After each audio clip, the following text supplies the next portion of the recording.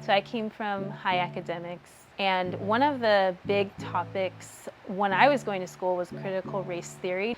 And basically what that theory, in summary, in some way, can be described as is you have white people who created prejudice and discrimination.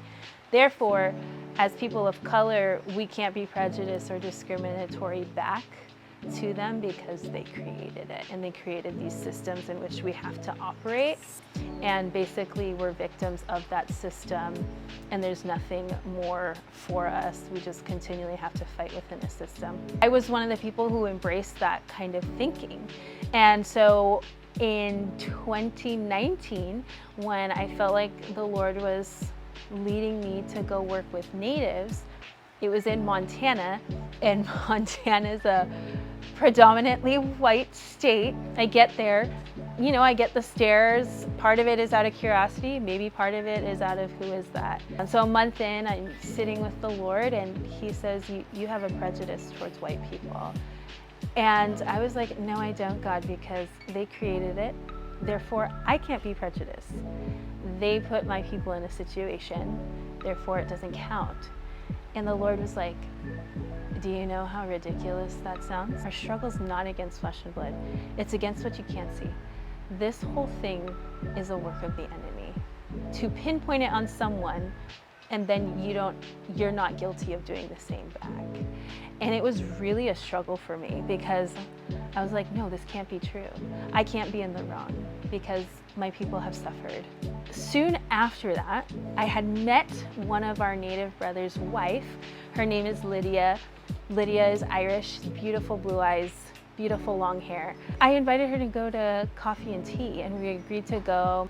We sit down, we're kind of talking story, and then she asks me, what has God been teaching you?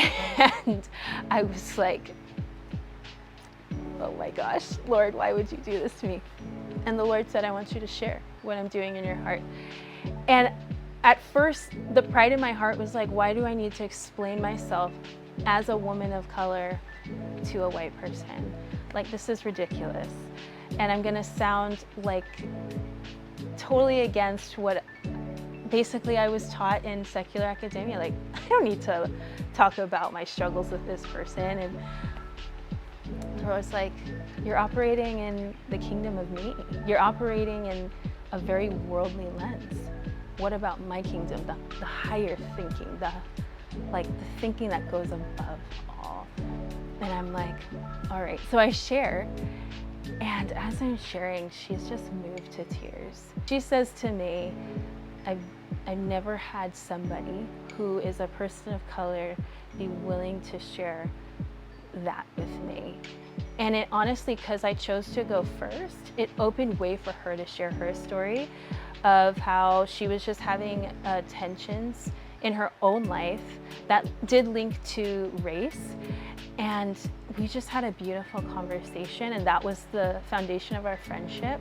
But that was a radical shift for me, and I think because God moved in my heart that way, I could go into any place with the heart of Christ and be like, hey, I just gotta love on these people, even if they have their own prejudices and discrimination against me.